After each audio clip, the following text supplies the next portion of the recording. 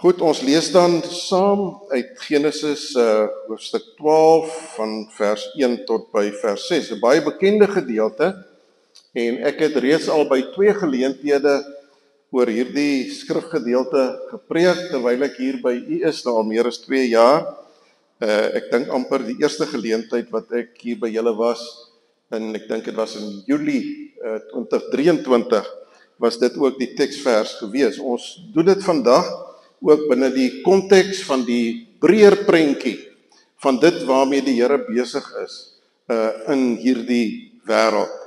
Nou, kom ons lees Genesis 12 vers 1. Die Here het vir Abraham gesê: "Gaan weg uit jou land, weg van jou familie en jou ouerhuis na die land wat ek jou sal wys.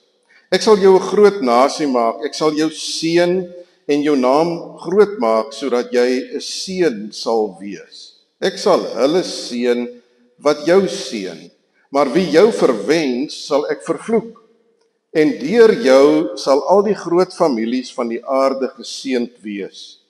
Abraham het gegaan soos die Here vir hom gesê het, en Lot het saam met hom gegaan. Abraham was 75 jaar oud met sy vertrek uit Haran. Abraham het sy vrou Sarai en Lot, sy broerskind, geneem, ook al die besittings wat hulle bekom het en al die mense wat hulle in Haran verkry het. Hulle het vertrek om na die land Kanaan te gaan en het in die land Kanaan aangekom. Abraham het deur die land getrek tot by die plek Sichem, tot by die akkerboom van Moreh. Die Kanaaniete was toe op daai stadium in die land. Nou, broers en susters, ons tema vandag is die God se herstelplan wat in beweging kom. Die hooftema vir die jaar is waar ons gaan fokus op God se meesterplan wat hy het vir die hele wêreld, vir sy kerk, en God se meesterplan wat hy ook het vir my en jou persoonlike lewens. Maar vandag wil ons net hierdie oomblik stil staan dan by die punt in die Bybel waar God se plan in beweging gekom het, waar God se plan op 'n baie besondere manier begin het om gestalte aan te neem. Nou, dit is vandag die laaste Sondag van Advent, en donderdag, as die Here wil, onthou tog die tyd vir die Kersdiens is 'n uur vroeër as Sondag, as wat ons dienste op Sondag is 8 uur. Donderdag is ons Kersdiens.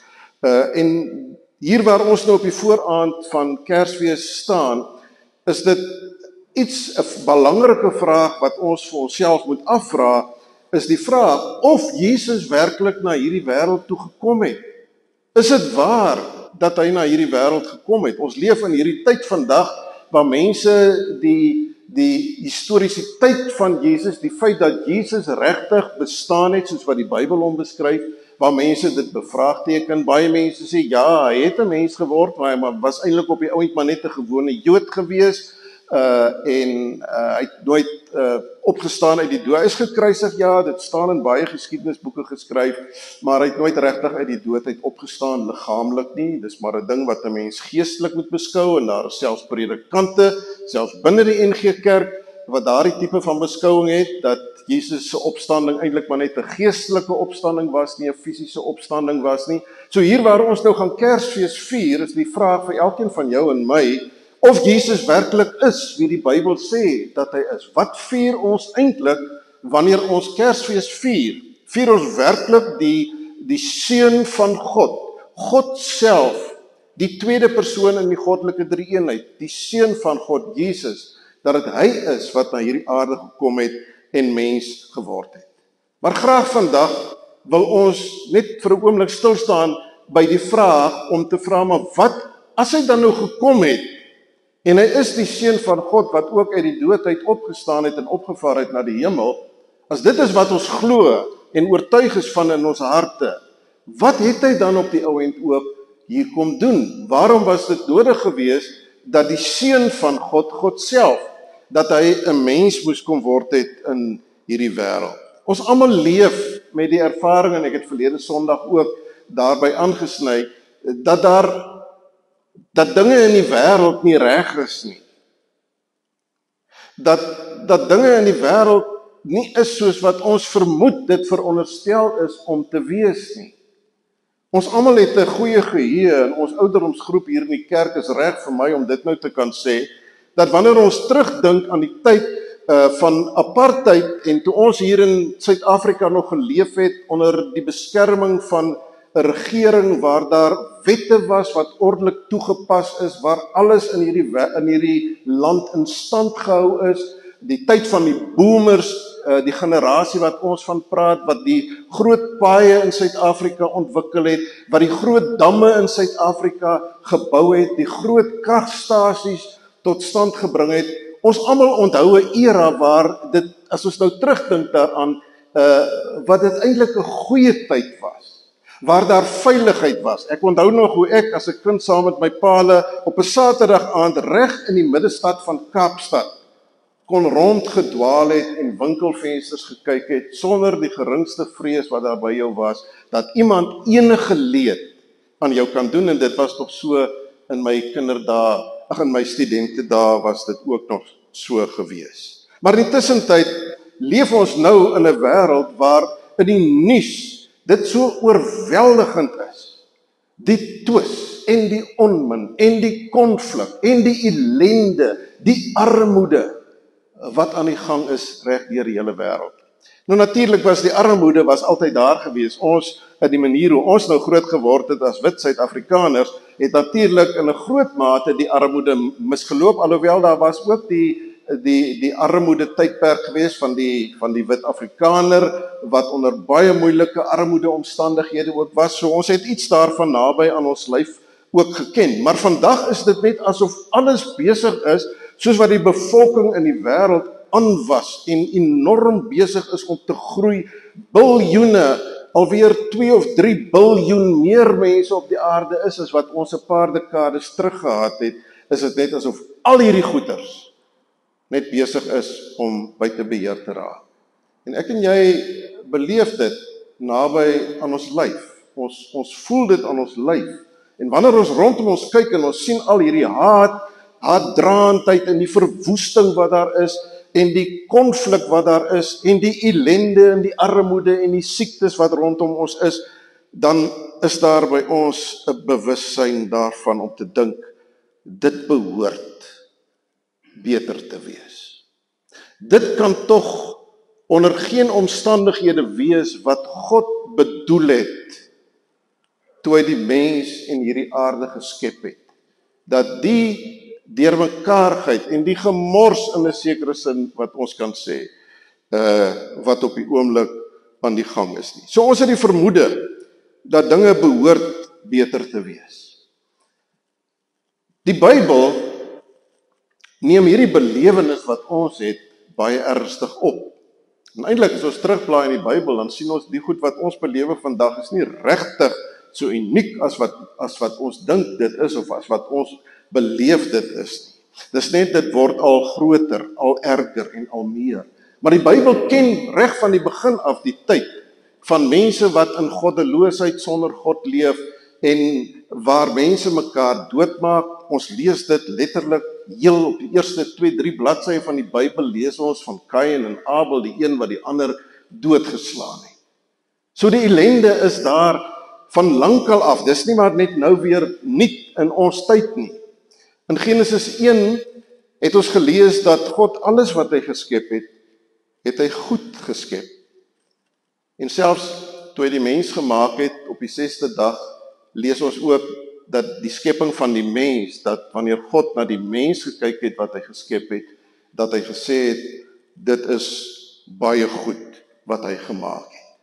So as ons die vermoede het dat dit beter behoort te gaan, dat dinge reg behoort te wees, dat daar omgee is, dat daar liefde is, dat daar harmonie is, dat dinge reg gedoen word, die mens wat deur God aangestel is om die skepping te bewaar en te bewerk, as verteenwoordiger van God, om soos God self wat geskep het met die skepping om te gaan. Dan is ons vermoede reg, as ons vermoed dit behoort beter te wees. Dis hoe God dit reg aan die begin gemaak het en hoe God dit bedoel het. En wanneer jy kyk na die skepping van die Here en jy sien hoe wonderlik hierdie skepping is en hoe wonderlik hierdie skepping aan mekaar gesit is, en hoe mooi die skepping is, en 'n mens telkens verstom staan in omstandighede waar jy kom by die mooiste natuurskoon, en jy besef wat dit is hoe God dit gemaak het, en jy kyk na al die rommel en die gemors wat daar in die wêreld is. Jy sien die vernietiging van die skepping, die vernietiging van bome, van alles wat afgebreek word en verwoes word deur die mens. Dan is dit baie duidelik dat dit nie God se bedoeling was aan die begin nie. As ons praat vandag van herstel, en as ons praat vandag dat God 'n plan het om dinge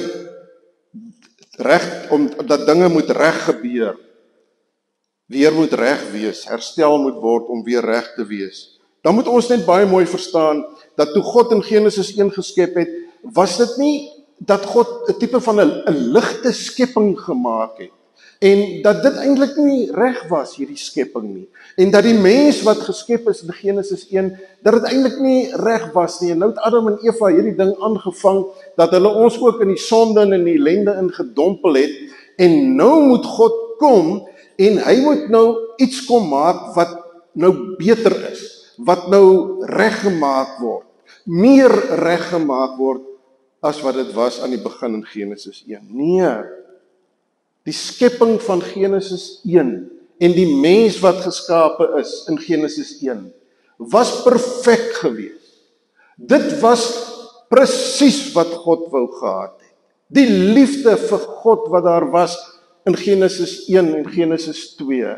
Die liefde wat daar was tussen Adam en Eva, die aanvaarding wat daar was, die openheid wat daar was, die gebrek aan skaamte, dat hulle in hulle naaktheid voor mekaar kon staan en elke dag saam loop en ook in hulle naaktheid voor God kon staan, is die bewys daarvan dat dit was presies wat God wou gehad het vir Adam en Eva. Die geluk, die harmonie. En as ons praat van herstel, dan moet ons praat van 'n herstel wat as dit ware weer terug is na Genesis 1. So God wil dit weer maak soos wat dit was. God wil ook die skepping herstel deur sy kinders, om die skepping ook weer die geleentheid te gee om te kan wees wat God dit bedoel het om te wees. So God was nie maar net besig met 'n proefloopie gewees nie. God wil vir my en vir jou letterlik weer terugvat na die mens wat hy gemaak het.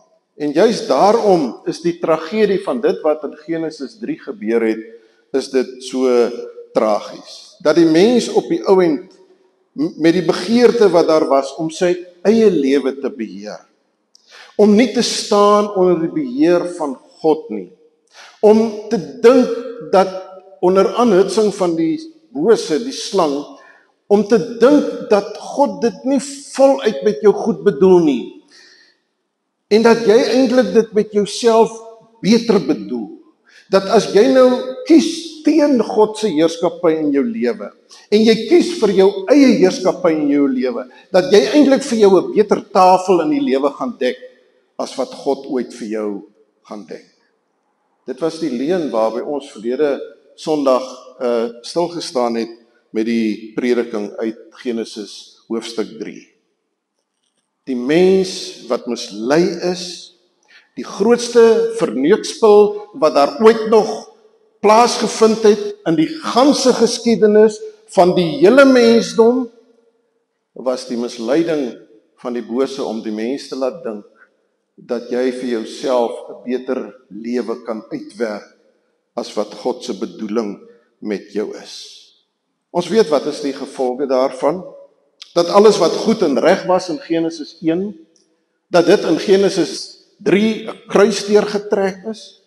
Dit wat goed was en dit wat baie goed was, is nie meer goed nie. Onmiddellik kruip Adam en Eva weg vir God. Hulle kruip weg vir mekaar. Hulle moet klere van vyeblare maak, om vir hulle ook van mekaar bietjie, daar skeiding tussen hulle. En dis wat Genesis 3 op die ou end gebring het. Gebrokenheid, vervreemding tussen my en God. Vervreemding tussen my en my medemens. Die afstand wat daar is, die wantroue wat daar is, die ongelukkigheid wat daar baie keer in verhoudinge is. Dis die gevolge van Genesis hoofstuk 3 wat oor ons pad gekom het. Die mens het begin om God se doel wat God met hom as mens gehad het, om daardie doel te mis. God se bedoeling was dat die mens die grootste vreugde, die grootste vervuldheid, die grootste gevoel van tevredenheid sal hê, nie in materiële besittings nie in roem en eer en erkenning wat aan jou gegee word nie, maar dat die grootste vreugde vir jou sal hê in hom wat God is. En met Genesis 3 het die mens daai doel, die vreugde wat God vir hom wil gee, die vrede wat God vir hom wil gee, die harmonie wat God vir hom wil gee, die innerlike vervuldheid en gelukkigheid wat God vir hom wil gee, wat hy gekry het in Genesis 1, was nou nie meer daar nie. Die mens, die sonde, het alles kom skeef draai. God dank, dit is nie vernietig nie. Die mens is nie vernietig nie. Die skepping is nie heeltemal vernietig nie. Die tekens is daar van die stikkindheid en van die gebrokenheid. Maar die sonde het alles kom skeef draai. Daarom sal ons ondervind dat die duiwel nie te veel probleme daarmee het as jy dalk kerk toe gaan nog redelik gereeld in die kerk kom nie.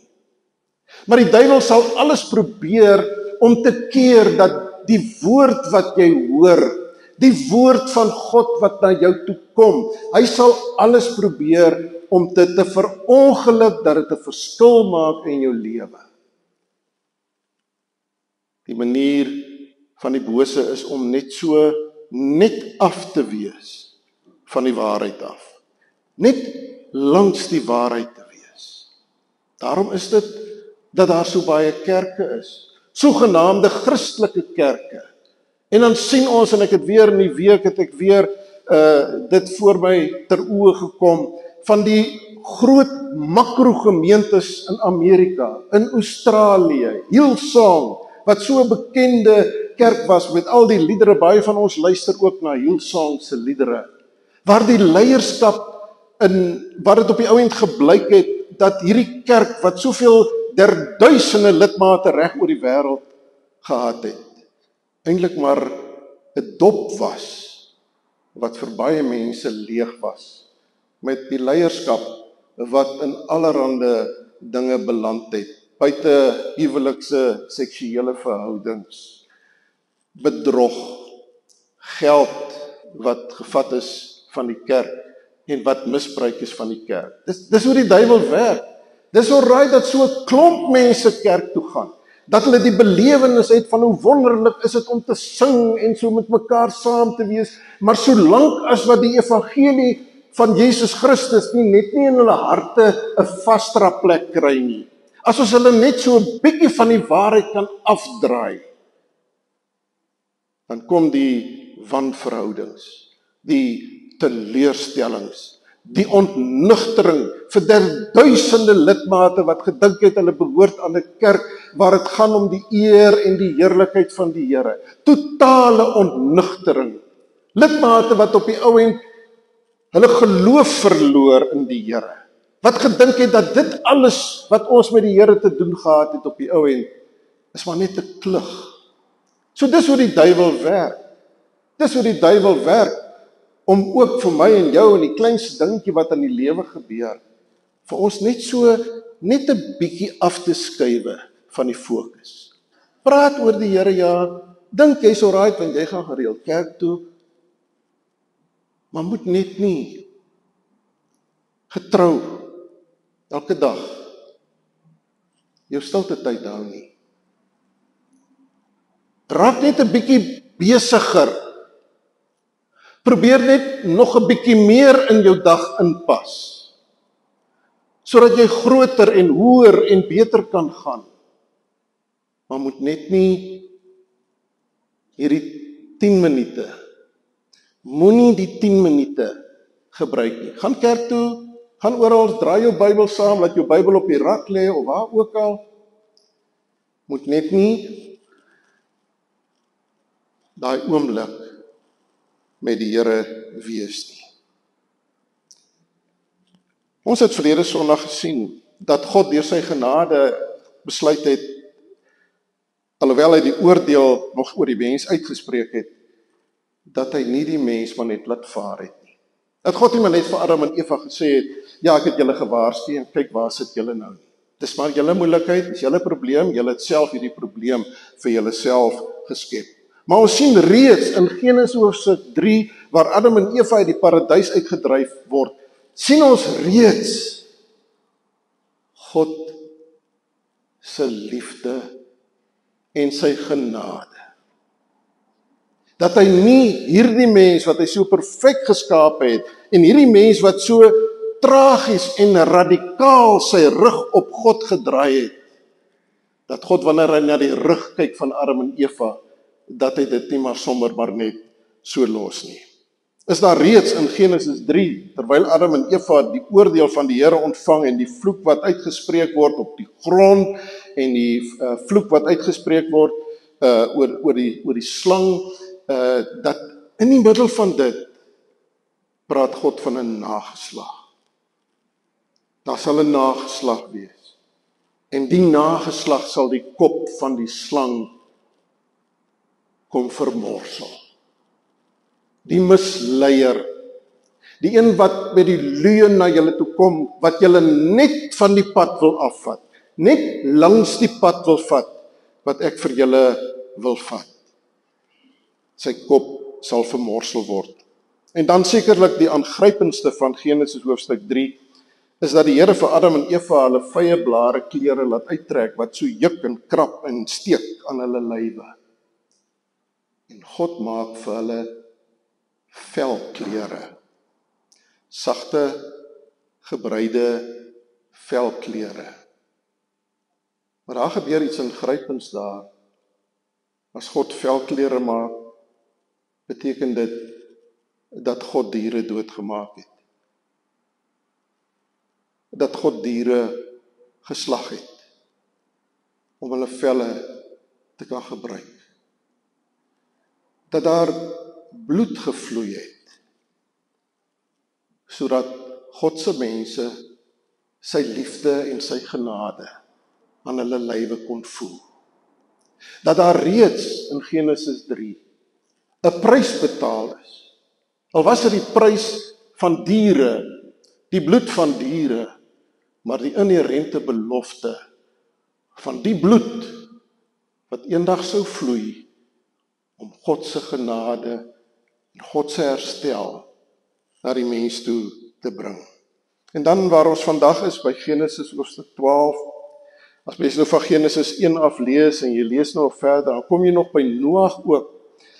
Die mense was so goddeloos dat God op die ou end vir Noag en sy gesinnetjie in 'n ark gesit het om hulle te red. En God het uitgewis, hy het die hele mensdom van daardie tyd uitgewis en net Noag en sy gesinnetjie het behoue gebly in die ark. Die tragedie van die sonde wat voortduur, die verwoesting van die sonde en die oordeel van die sonde wat voortduur. En nie lank daarna nie, is daar ook by die toring van Babel 'n toring wat gebou word deur mense wat sê, ons wil onsself verhef bo God, ons wil onsself uitbring by God, ons gaan bou en bou en bou om ons grootheid te bewys, en miskien kom ons op die ou end ook nog by God uit. En weer eens die gemors, die mislukking, waar die Here die tale verwarring bring en mense uitmekaar uit op die ou end spat. En dan hier in Genesis 12 is daar skielik 'n verandering in die verhaal waarmee ons besig is in Genesis. God roep een man, Abraham. Hy roep Abraham nie omdat Abraham besonders was nie, nie omdat Abraham vreeslik godsdienstig was nie, nie omdat Abraham 'n of ander verhouding met God gelewe het. Nee, Abraham was 'n maanaanbidder. Hy was 'n afgodsdienaar.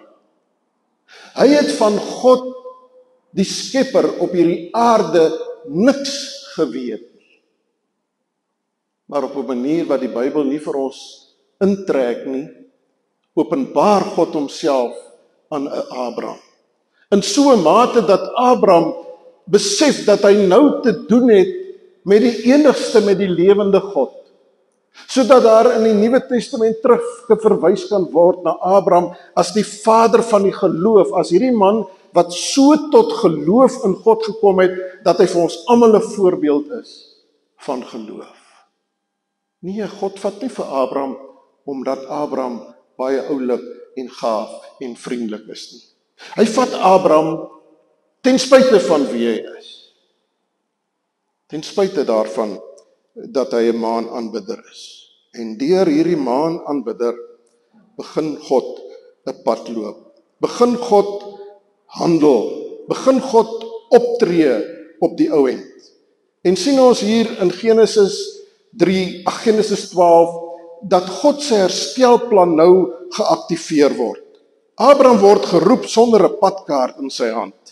Daar word net vir hom gesê dat die Here vir hom 'n nuwe land sal gee, 'n nuwe familie, want hy moes sy familie en die meeste van sy besittings moes hy agterlaat.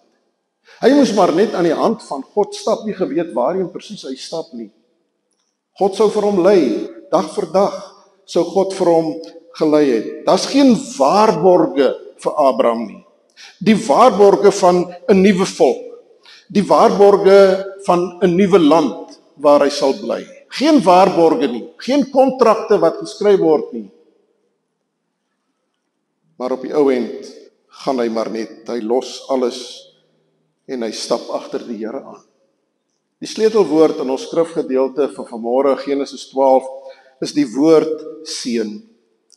Die Here sê vir Abraham, Abraham, as jy al hierdie goeders gelos het, en in die geloof besluit jy om maar net in gehoorsaamheid aan my, die pad saam met my te loop, sal jy geseën word. Ja, die seën het ingehou dat Abraham op die ou end baie besittings gehad het. Maar dit was nie die speerpunt van die seën gewees wat God aan Abraham beloof het nie. Dit was nie in die eerste plek materiële welvaart en welstand wat die Here aan hom beloof het nie. En die Here sê vir hom, ek sal jou seën en jou naam groot maak, sodat jy 'n seën sal wees vir ander. Nie beteken dat jy nou jou rykdom, as ek nou vir jou seën met 'n klomp rykdom, dat jy nou jou klomp rykdom nou, dat jy ander nou seën deur vir hulle ook te gee nie. Natuurlik, sekerlik is dit nie uitgesluit nie.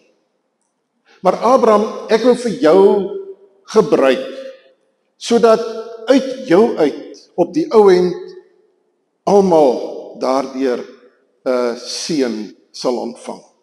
Die Bybel help vir ons, Paulus in Galasiërs, help vir ons om te verstaan wat is hierdie seën wat God bedoel het, wanneer Paulus daaroor praat, en dit wat Paulus sê, kom vir ons op die ou end daarop neer, dat hy sê dat die seën, hoe God nou vir Abraham sou gebruik op die ou end, is dat uit Abraham uit, mense se verhouding met God reggemaak sou word. Dat daar regverdigmaking sal plaasvind. Dat daar herstel kan plaasvind tussen God en mens. Abraham, eeue gelede, sou meebring dat mense in Nuwe Testamentiese tyd eintlik die seën ontvang wat aan hom beloof is in Genesis hoofstuk 12. Herstel van 'n verhouding met God, help Paulus vir ons.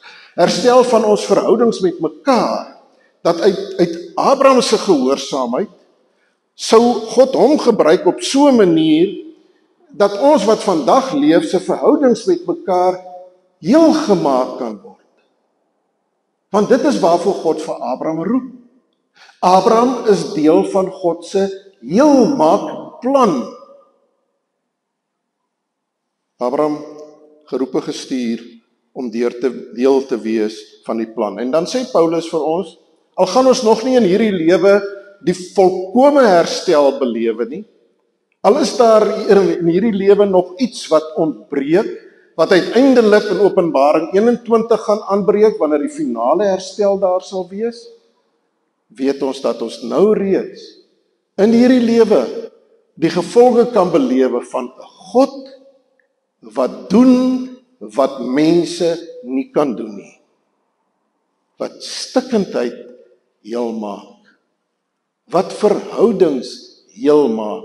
Vir wie, waarvoor jy geen hoop meer gehad het nie. Want dis wat God doen. God is die God van Genesis 1. God is die God wat wil hê dat daar herstel moet plaasvind soos wat hy dit van die begin af dit bedoel het. Maar dan sien ons dat in hierdie herstelplan van God, God alleen, dat Abraham alleen nie die een is wat 'n rol speel nie. In die res van die Ou Testament lees ons van die volk Israel, die nageslagte van Abraham. Abraham, Isak, Jakob. Jakob wat op die ou end die pa was van 12 seuns, wat op die ou end uit wie die 12 seuns uit het daar 12 stamme gekom. En deur Egipte en al die plekke loop God die pad, sodat tussen hierdie stamme wat daar is, die 12 stamme van Israel, is daar ook die stam van Juda. Die stam van Juda, uit wie die Christus op die ou end gebore sou word. God se seën begin by Genesis 12, waarby ons vandag is. Dis die afspring van God se plan. Dit is die oomblik wat God se plan aktief in aksie begin gaan. Abraham. En uit Abraham uit Israel. En Israel het die verantwoordelikheid gehad om hierdie herstel van God te begin gestalte gee en dit te begin uitlewe. Die Here het vir Abraham gesê toe Abraham sy roeping ontvang het, ek verbind my daaraan, deur jou sal al die groot families van die aarde geseën wees. Die ouer vertalings praat van al die volkere van die aarde. Nie net Israel nie, al die volkere van die aarde sal op die ou end deur jou geseën wees. Israel, wat hierdie boodskap moes uitdra van 'n God wat wil heel maak, 'n God wat tot seën wil wees, weet ons dat as ons nou die geskiedenis lees van Israel, die op en die af, die een koning het God gedien en die ander koning het nie God gedien nie, en dan het God weer die vyand gestuur om die Israeliete te kom aanval en vir hulle moeilikheid omgee, en dan het God weer 'n rigter gegee, en die rigter het gekom en hy het weer die vyand verdooi. Dit is die verhaal wat ons lees. Dit is die verhaal van 'n God wat besig is in hierdie wêreld om sy seën te wil laat aanbreek vir alle nasies en volkere. En Israel, wat so eksklusief die volk van God was, is dit duidelik selfs in die Ou Testament dat hulle die verantwoordelikheid gehad het om vir die nasies rondom hulle te wys, ons is anders. Ons beleef seën, omdat ons aan God behoort en God besig is met ons, belewe ons seën. Die volkere rondom Israel moes die lig van God gesien het. Maar tragies het Israel grootliks misluk. Maar God het nie sy plan laat misluk nie. God het op die ou end, toe die volk weggestuur is in ballingskap, het God op die ou end die Judeërs, die Jode, die Bybel sê, nadat hulle teruggekeer het na Israel toe, dit was hoofsaaklik die Judeërs gewees, wat toe op daardie stadium het hulle begin Jode noem. Dit was die Jode wat teruggekom het op die ou end na die beloofde land toe. Dis hulle wat iets van die herstel beleef het, dat God weer die land aan hulle gegee het. En uit die Jode, uit die stam van Juda, sou Kersfees aanbreek. Dis God se pad. Dis 'n tydsame pad. Dis 'n lang pad. Van Genesis af 1 af, die stikkindheid, Noag, toring van Babel, maar dan Abraham, waar daar hoop kom, waar daar belofte van seën is wat in volle blom oopgaan. Israel, jarelang is God besig met mense wat die een oomblik daar is en die volgende oomblik nie daar is nie. Wat in die een oomblik afhanklik van God is en in die volgende oomblik is hulle weer op die punt waar hulle besig is met hulle eie planne en hulle eie dinge. Waar hulle afgode dien, waar hulle heidenvroue trou, waar hulle allerhande sondes wat onder die son is wat hulle dit pleeg. Maar God is gedetermineerd. Sy plan gaan voort. Eeuwenlang loop hy die pad met hierdie stikkende mense en tussen hulle deur is daar die oorblyfsel waarvan die Ou Testament praat. Die Jode.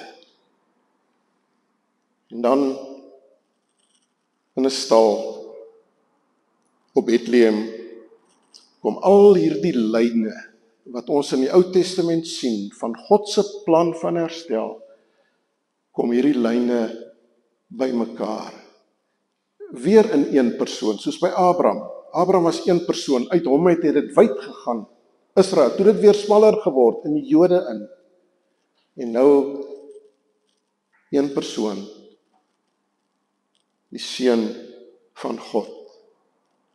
God self wat in die stal in Bethlehem mens word. Uit hierdie belofte van Abraham dat die nasies op die ou end geseën sal wees deur Abraham se gehoorsaamheid, word daar 'n nasaad gebore uit die stam van Juda. Jesus Christus, ons Here. In hierdie stikkende geskiedenis, tussen hierdie mense wat so sukkelend ronddwaal om God te dien en om God te ken, stuur hy sy seun. En dit wat Israel nie kon reg doen nie, kom doen die Here Jesus Christus as die seun van God in sy volmaaktheid. Kom doen hy dit volledig. Waar die mens faal, is hy die gehoorsame een. Waar die mens afbreek en vernietig, is hy die een wat regmaak, wat heel maak, wat genees, wat laat sien, alle simbole van dit wat hy kom doen het. Waar daar mense is wat die oordeel van God verdien, wat die vernietiging van God verdien, laat hy homself vernietig aan die kruis. 'n Seun op die ou end reg in die middel van hierdie gebrokenheid.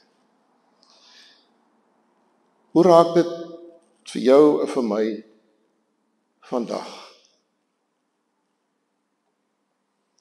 Hoe raak dit vir my en vir jou vandag om te kan weet dat God se bedoeling met my is dat ek weer die mens sal wees van 'n Adam en 'n Eva in Genesis 1.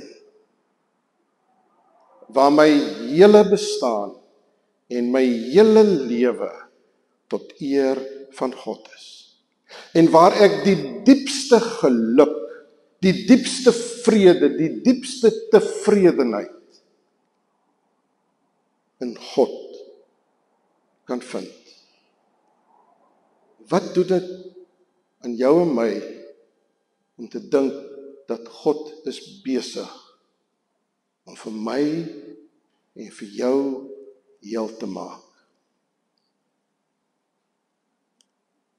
En dis moontlik, nie vir jou en vir my uit eie krag uit nie,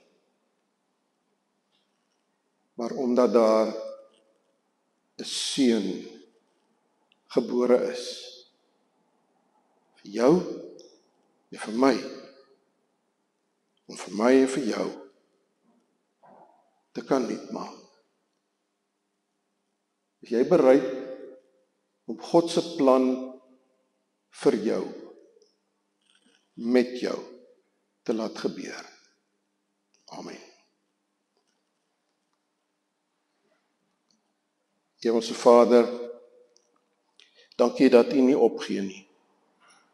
Dankie dat U die God van liefde is, die God van genade. Die God wat die pad en tyd wil loop. Die God wat wil heel maak, wat wil regmaak, wat wil herstel. Dit wat u bedoeling is, die oorspronklike bedoeling, met elkeen van ons. Geef vir ons die genade, om in hierdie Kerstyd opnuut weer bewus te raak van die erns waarmee u ons lewens wil verander, tot u eer en tot u verheerliking. Maak ons gewillig, maak van ons sagte klei in die hande van die pottebakker. In die naam van hom wat gekom het, Jesus ons Here. Amen.